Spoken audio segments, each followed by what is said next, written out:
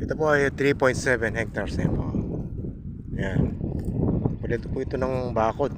Bakod po yung buong property. Ito, example po, tinitingin.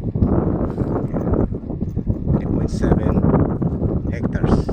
37,771 square meter. Ayan. Parcel po ito.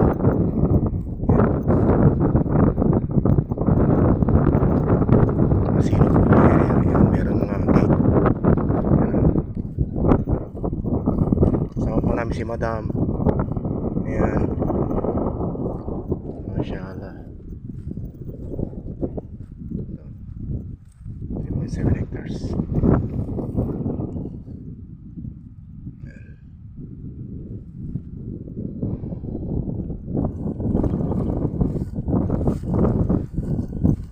For sale. May zoning po ito, zoning. Bukid. Actually, tinaniman na po ng mangga ng owner. Ayan o. Ito po yung mangga. Ayan o. Tinanim sa pilapil.